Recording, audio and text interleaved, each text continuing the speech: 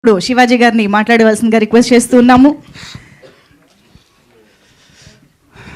పాత్రికేయ సోదరులకు, మీడియా మిత్రులకు అందరికీ నమస్కారం. Good morning. సాంప్రదాయని సుప్పిని శుద్ధపూసని ఈ కథ విన్నప్పుడు నాకు బాగా అనిపించి ఈటీవీకి పంపించాను విన్ వాళ్ళకి. సో వాళ్ళందరికీ కూడా నచ్చి ఈ ప్రాజెక్ట్ నాకు అప్పచెప్పారు. సో ఈటీవీతో అనుబంధం అనేది నాకు ఇప్పుడు కాదు, ఆ కంపెనీలో నేను గడిచిన 25 సంవత్సరాల్లో 30 సంవత్సరాల్లో ఒక 5-6 సినిమాలు చేశాను. లాంగ్ రిలేషన్ ఇది. ఒక సినిమాతోనో లేదంటే ఒక ఈవెంట్తోనో పోయేది కాదు. ఎస్పెషల్లీ నా రిలేషన్ విత్ బాపినీడి గారు. నేను ఈరోజు మీ ముందు మళ్ళీ కనపడటానికి కారణమే ఆయన.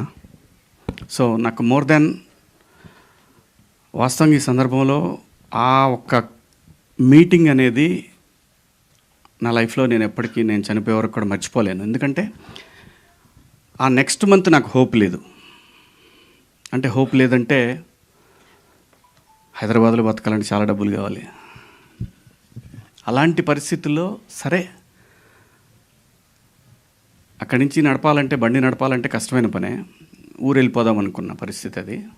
ఎందుకో తెలియదు, మైండ్లోకి ఆయన వచ్చారు. వచ్చినప్పుడు వెళ్ళి కలిశాను.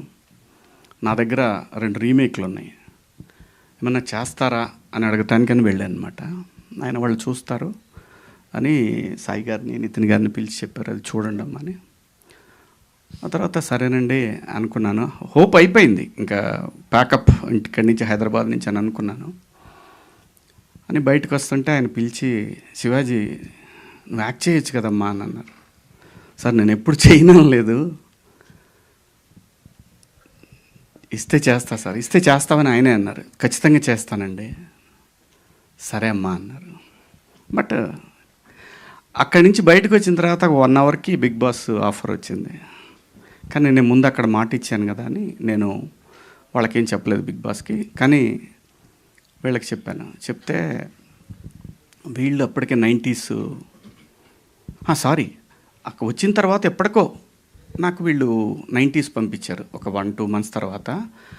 సరే చేస్తానని చెప్పాను. చేస్తానని చెప్పిన తర్వాత బిగ్ బాస్ ఆఫర్ వచ్చింది.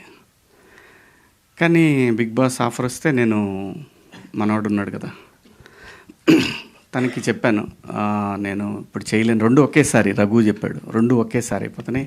రఘు అయినా ఒకసారి చెప్తాను నేనని బాపినీడి గారికి, నితిన్ గారికి చెప్పాను, సాయి గారికి చెప్పలేదు. చెప్తే బాపినీడి గారు అన్నారు వీళ్ళతోటి చేయమను, అది కూడా యాక్సెప్ట్ చేయమను, దాని పరిస్థితిని బట్టి చేద్దాం మనం అని చెప్పి కరెక్ట్గా 1 monthలో నా పార్ట్ పూర్తి చేసి పంపించారనమాట. అలా లైఫ్లో ఏ పాయింట్ ఎక్కడ మనకి అవకాశాన్ని ఇస్తుందో తెలియని సందర్భంలో లిటరల్గా, ఎందుకంటే ఏదన్నా నేను చెప్పేసే మనిషిని. సో నాకు ఆ పరిస్థితుల్లో నేను ఫ్యామిలీని రన్ చేసే పరిస్థితి కాదు. ఊళ్ళో ప్రాపర్టీలు ఉన్నాయి, కానీ ఆ పరిస్థితి కాని సందర్భంలో నాకు ఈటీవీ బాపినీడి గారు, ఆ సంస్థ నాకు అవకాశం ఇచ్చి మళ్ళీ ఈరోజు మీ అందరి ముందు నిలబడటానికి కారణమైంది. అది ఎప్పటికీ మనం పోయే మన లాస్ట్ బ్రెత్ వరకు కూడా మనం మర్చిపోలేనటువంటి నేను ఒక సంఘటన అది. సో అలా వాళ్ళు నాకు సినిమా అప్పచెప్పారు. అదే ఈ సాంప్రదాయాన్ని సుప్పిని శుద్ధపూసని. సుధీర్ కొత్త అయినా కూడా కథ బాగా చెప్పాడు, ఖచ్చితంగా తీస్తాడు అనుకున్నా. బట్ నేనేంటంటే నేను ప్రతి ఒక్కటి దగ్గరుండి చూసుకోగలనే ధైర్యం నాకు. చిన్నపిల్లలు మనం గట్టిగా చెప్పి కూడా చేయించుకోవచ్చు, ఆ ధైర్యం ఉంది నాకు. అలాగే ఈ సినిమా నడిచింది. అలాగే కెమెరామెన్, ఫస్ట్ ఒక కెమెరామెన్ ఉన్నాడు, కానీ మాకు కొంచెం గ్యాప్ వచ్చేసి ఆయన వెళ్ళిపోయిన తర్వాత మళ్ళీ తన ద్వారానే నేను ఏది కూడా ఎడిటర్ అయినా ఏ టెక్నీషియన్ అయినా తనకి నచ్చిన వాళ్ళనే నేను పెట్టాను. ఎందుకంటే వాళ్ళ కోఆర్డినేషన్ బాగుందనుకో ఆటోమేటిక్గా అన్నీ సెట్ అవుతాయి. అలాగే రిత్విక్ వచ్చాడు అనమాట. రిత్విక్ది కూడా ఏ విషయమైనా సరే, ఈ కథ విషయం కానీ, ఈచ్ అండ్ ఎవ్రీథింగ్, ఆర్టిస్టులు కానీ, టెక్నీషియన్లు కానీ, సాంగ్ కానీ, ఏదైనా సరే ఎవ్రీథింగ్ మనం వినికి చెప్పే చేస్తాం. ఎందుకంటే వాళ్ళు రెస్పాన్సిబిలిటీ ఇచ్చినప్పుడు చెప్పాల్సిన బాధ్యత మన దగ్గర ఉంటుంది. అలా ఈ సినిమా చేయటం జరిగింది. ఈ సినిమాకి ఇంకా చాలామంది పనిచేశారు బ్యాక్గ్రౌండ్లో. డైరెక్షన్ డిపార్ట్మెంటు, అలాగే డిఓపి, ఆర్ట్ వాళ్ళు, ఆర్టిస్టులు. ఈ సినిమాలో మీరు చూస్తే ఈ సినిమాలో నాకు కూడా తెలీదు అలా అలా ఉంది సినిమా అనే విషయం నాకు తెలీదు. మీరు ప్రతి సీన్లో ఒక కొత్త ఆర్టిస్ట్ని చూస్తారు. అందరు కూడా ఫెమిలియర్, బాగా పాపులర్ ఆర్టిస్టులే. ఒక 30 మంది పైనే ఉంటారండి. చాలా బాగుంటుంది సినిమా. ఫ్యామిలీ అందరూ కూర్చొని సంక్రాంతి పండగకి ఎలాగైతే మనం ఒక సినిమా చూస్తామో అలా చూడగలిగినటువంటి ఒక సినిమా. ఈ సినిమాలో సాంగ్ కూడా సెకండ్ హాఫ్లో నాకేంటంటే, నేను ఎప్పుడో ఒక 20 ఏళ్ల క్రితం ఈ పాయా సాంగ్ని నేను వినటం జరిగింది. ఒక 20-25 ఏళ్ల క్రితమే విన్నాను. అది సయ్యద్ షాబుద్దీన్ గారు అని ఓల్డ్ సిటీలో ఉంటారు. ఆయన స్టాండప్ కమెడియన్ అని. ఆయనది ఈ సాంగ్ యాక్చువల్గా. ఆయన్ని పిలిచి వాళ్ళ దగ్గర రైట్స్ తీసుకొని ఆ ట్యూన్ తీసుకున్నాం అనమాట. ట్యూన్ తీసుకొని లిరిక్స్ కూడా హిందీలో ఉన్నాయి, అది కూడా రిలీజ్ చేస్తాం. ఉర్దూ లిరిక్స్ ఆయనే రాశారు, అది కూడా రిలీజ్ చేస్తాము. అది కూడా కంపోజిషన్ అయిపోయింది, అది వేరే ఆయన చేశాడు. సో తర్వాత మనోడికి బోలేకి పిలిచి, బోలే హిందీది వర్కౌట్ అయ్యేట్టు కనపట్లేదు, ఇది నువ్వు తెలుగులో చేయగలవా అని చెప్పి పిలిస్తే మనోడు అసలు 2 డేస్లో బ్రహ్మాండంగా ఒక ఆర్డర్ సెట్ చేసి ఇచ్చాడు. ఇంకా ఆ తర్వాత చిన్నగా అన్నీ డెవలప్ అయ్యి బ్రహ్మాండంగా చేశాడు. థ్యాంక్ యూ బోలే. లిరిక్ రైటర్ కూడా, ఆయన పేరేంటి తెలుగుకి మర్చిన ఆయన పేరు, మనోజ్ అని ఆయన చేశారు, రాశారు. షాబుద్దీన్ గారి లిరిక్స్కి సిమిలర్గా ఉంటాయి, కానీ డెఫినెట్గా చాలా బాగా రాశాడు. ఉర్దూది ఒక రకంగా ఉంటే ఈ లిరిక్స్ ఇంకో రకంగా ఉంటాయి. అందరూ చాలా ఎవరిని ఏం అడిగినా సరే ప్రతి ఒక్కళ్ళు కూడా రైట్ ఫ్రమ్ డిఓపి, తను ఆల్బమ్స్ చేసేవాడు బాలీవుడ్లో. అలాగే ఇన్స్టిట్యూట్ నుంచి వచ్చాడు తను. జనరల్గా ఇన్స్టిట్యూట్ వాళ్ళు అంటేనే కొంచెం అంతా ఓ పద్ధతిగా సెటప్ ఉంటుంది. మనకేం అలవాటు అయి ఉంటుంది, పెట్టు తీసేయని చెప్తాం. ఆ చిన్న వాళ్ళు ఏంటంటే కుర్రాళ్ళు కదా, ఏంటి వరుస పెట్టి తీసేయమంటాడు ఏంటి, లైటింగ్ టైం వేయడానికి చిరంజీవి గారి సినిమానా ఇదే, శివాజీ సినిమా అనేవ్వండి నేను. అది అలాగే ఎడిటర్ మనోజ్ గారు కానివ్వండి, మా డైరెక్షన్ డిపార్ట్మెంటు శివ, మావాడు విక్రమ్, అలాగే మా డిఓపి డిపార్ట్మెంట్లో చాలామంది ఉన్నారు, మాధవ, సమిత్, సాయి, అందరూ కూడా అంతా యంగ్స్టర్స్ నాలాగే, నాకన్నా ఎక్కువ కొంచెం చిన్నాళ్ళు, నాకు వాళ్ళకి పెద్ద డిఫరెన్స్ ఉండదు. ఇందాక లయ అంటుంది, నేను ఎంగే లయ, మనం పోయే వరకు మనం ఎంగే, ఇది మాత్రం గుర్తుపెట్టుకో. అలాగే ఈ సినిమాలో రఘుబాబు గారు ఉన్నారు, పృథ్వీ గారు ఉన్నారు, అలీ గారు, చమ్మక్ చంద్ర, ధన్రాజ్, అలాగే నేను తమ్ముడు మీ ముందే ఉన్నాడు ప్రిన్స్. నిజంగా చెప్తున్నాను, చాలా బెస్ట్ యాక్టర్ ప్రిన్స్. చాలా డిఫరెంట్ షేడ్స్ ఉన్నాయి తనలో. ఈ సినిమా ద్వారా మీరు ఇంకొక రకమైన ప్రిన్స్ని చూస్తారు. అద్భుతంగా చేశాడు, మంచి ఆర్టిస్టు. ఇలా చెప్పుకుంటూ చాలామంది ఉన్నారు. చమ్మక్ చంద్ర ఉన్నాడు, రాకెట్ రాఘవ, చిత్రం సీను, ఇమ్మాన్యుయల్, మొత్తం మీకు 45 సీన్లు ఎన్నో ఉంటే 45 మంది ఆర్టిస్టులు కనబడతారు మీకు. ఎక్కడ కూడా ఒక్కళ్ళు కూడా రిపీట్ అయినట్టు కనిపించదు ఏ సీన్లో కూడా. ఆర్టిస్టులు కానివ్వండి, టెక్నీషియన్లు కానీ ప్రతి ఒక్కళ్ళు కూడా చాలా బాగా కోఆపరేట్ చేశారు. కాబట్టి ఈ సినిమాని అనుకున్న దానికన్నా ఒక 7-8 రోజులు ఎక్స్ట్రా పడింది అంతే తప్ప, కరెక్ట్గా యాజ్ ఇట్ ఈజ్ ఏమైతే అనుకున్నామో అన్ని రోజుల్లోనే చేశాము. నాకు ఈటీవీ విన్ సాయి గారు కానివ్వండి, ఏదైనా సరే ఒక మాట మీద అనుకొని పోతూ ఉంటాం అంతే తప్పితే పంతాలు పెట్టుకునే పరిస్థితి అయితే లేదు ఈ సినిమాకి ఖచ్చితంగా. ఎందుకంటే ఎనీడే ఇది విన్ సినిమా అంటే వాళ్ళ ఫండింగ్తో నేను చేసిన సినిమా. నా దగ్గర డబ్బులు లేకుండా వాళ్ళ దగ్గరికి వెళ్ళినప్పుడు నాకు వీళ్ళు నన్ను ప్రొడ్యూసర్గా సినిమా చేయమని ఇచ్చారు. అలాగే లయ గురించి ఎంత చెప్పినా తక్కువేనండి. ఎంత చెప్పినా సరే 6 గంటలకి 6:30కి షాట్ తీయాలంటే తను 3:30కి వచ్చింది లొకేషన్కి, అర్లీ మార్నింగ్. అలాంటి సందర్భాలు తను చేసినన్ని రోజుల్లో ప్రతిదీ చెప్పుకోవచ్చు. అంత బ్రహ్మాండంగా కోఆపరేట్ చేసి ఈ సినిమాని ఎలాగైనా సరే ఇది ఒక మంచి హిట్ సినిమా అవ్వాలని తను చాలా కష్టపడింది ఈ సినిమాకి, చాలా సపోర్ట్ చేసింది. Thank you Laya, thank you so much. ప్రతి ఒక్కళ్ళు, ఈవెన్ మావాడు కొంచెం అమెరికా కానీ ఏదైనా సరే తిట్టో బొట్టో లాక్కొచ్చేవాడిని, 7 వచ్చేసేవాడు. అందరూ జిత్తు డ్యాన్స్ మాస్టర్ జిత్తు, మన బండ్ల గణేష్ గారితో ఎరగదీసాడు మూమెంట్స్ అన్నీ కూడా.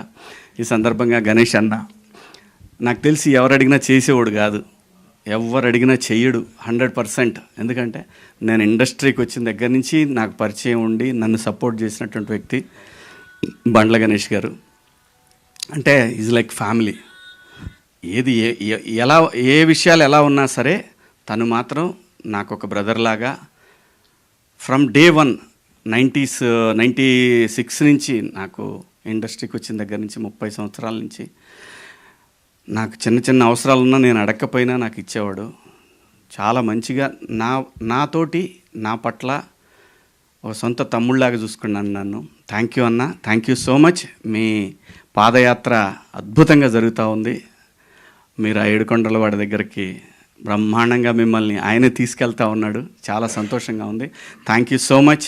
మీరు ఈ సినిమాకి హెల్ప్ అయ్యే ఒక సాంగ్ చేశారు, థ్యాంక్స్ అన్న. అలాగే ఈ సినిమాకి ఆర్ఆర్ రంజిన్ రాజ్ మలయాళీ అండి, మీకు గుర్తుంటే కోటబొమ్మాళి అనే ఒక సినిమా చేశారు ఆయన. 4 months చేశాడండి ఈ సినిమాకి రీ రికార్డింగ్. 4 months పట్టింది, అంత బాగా చేశాడు సినిమా రీ రికార్డింగ్.